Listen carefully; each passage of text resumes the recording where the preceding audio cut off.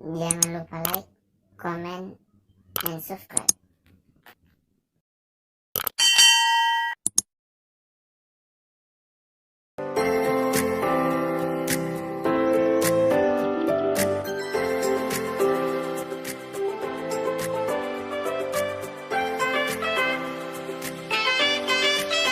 Assalamualaikum sahabat cerdas.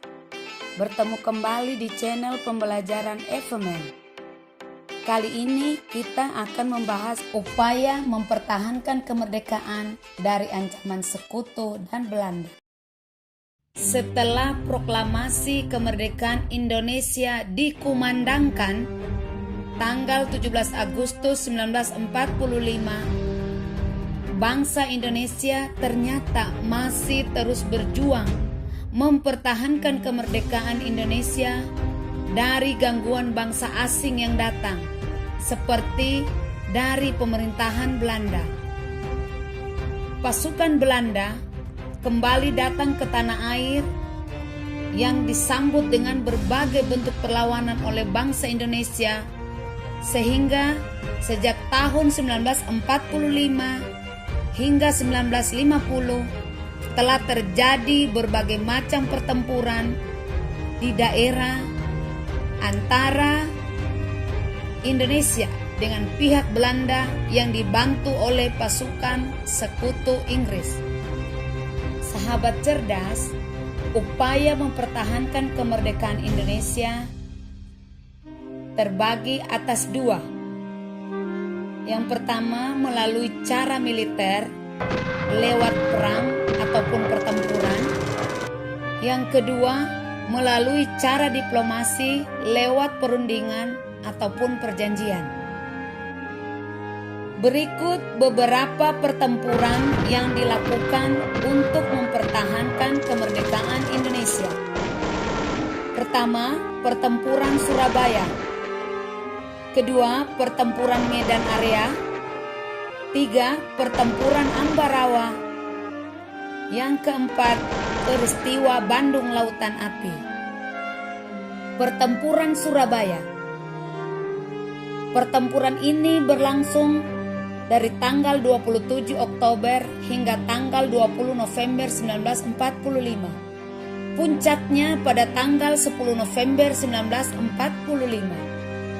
Adapun penyebab pertempuran ini karena Inggris mengeluarkan ultimatum tanggal 9 November 1945 meminta rakyat Surabaya menyerahkan senjatanya di tempat yang telah ditentukan oleh Inggris dan menyerahkan diri dengan mengangkat senjata.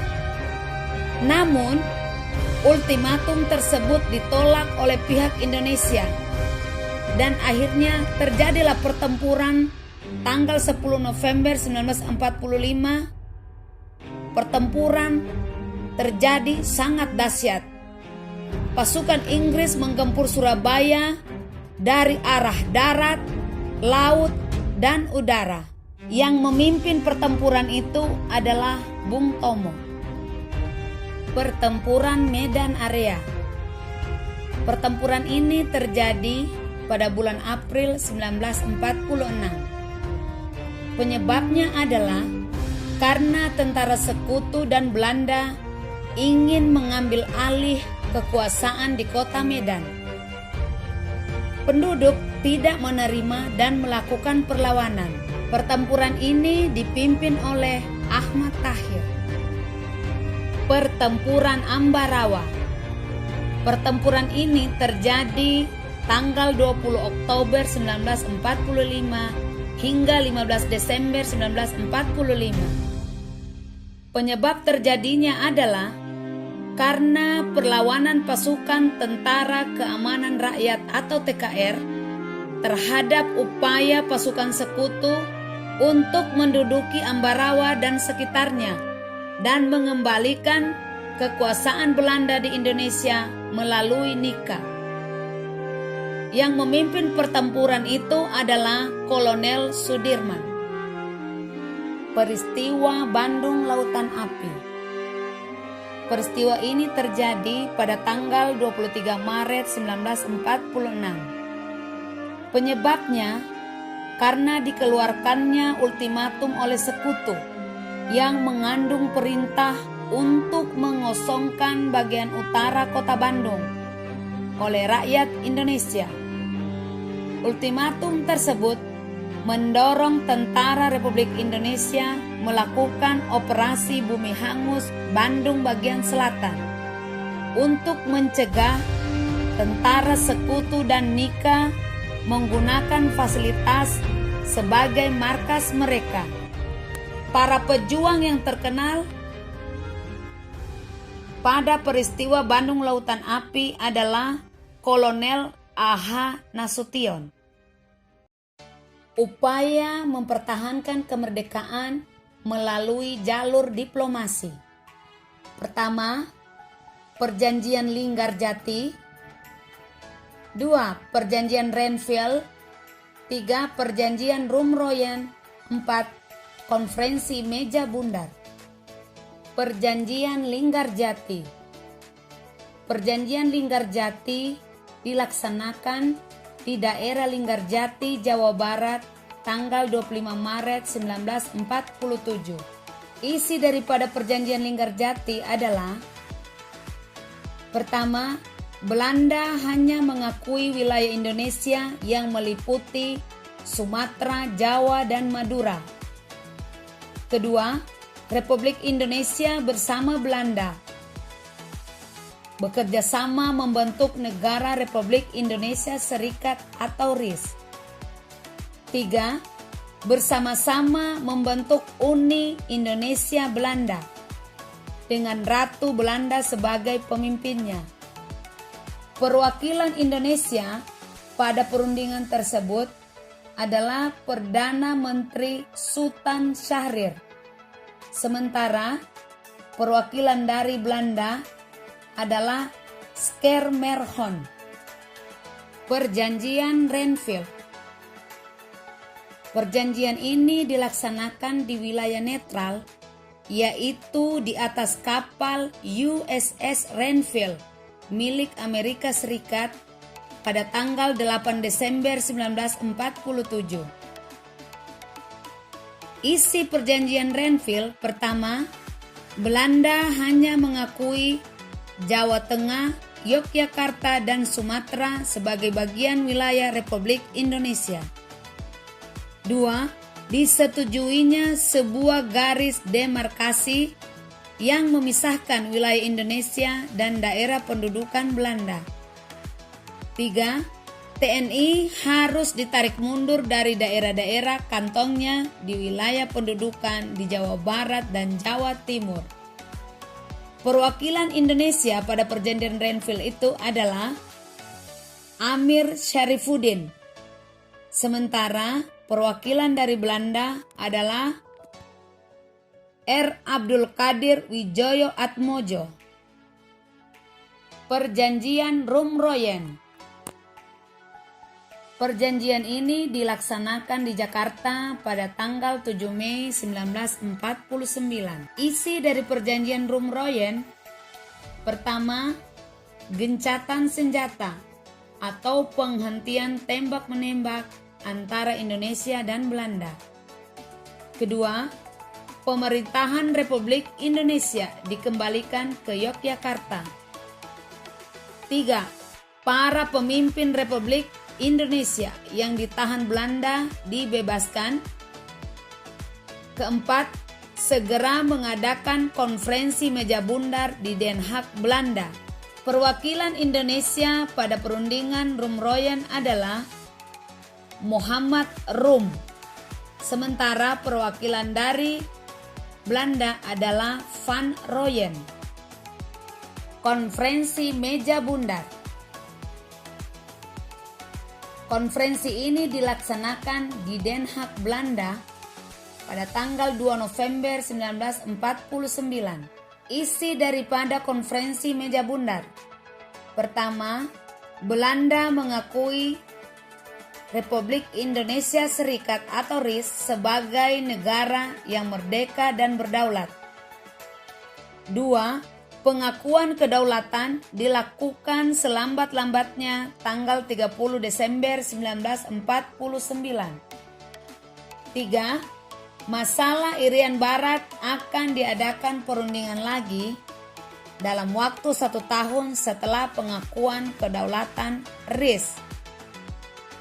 Pada konferensi meja bundar ini, Indonesia diwakili oleh Muhammad Hatta dan Belanda diwakili oleh Mr. Van Marseven.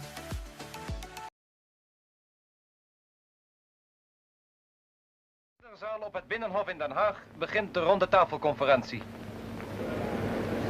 Minister-president Drees opent de plechtige bijeenkomst met een rede waarin hij onder andere zegt: wanneer de conferentie leidt tot bevredigende overeenstemming, gevolgd door praktische verwerkelijking van de gestelde doeleinden, dan wordt de deur geopend naar een onafhankelijk en soeverein Indonesisch volksbestaan en naar een samengaan van beide volkeren op de basis van vrijheid en vriendschap.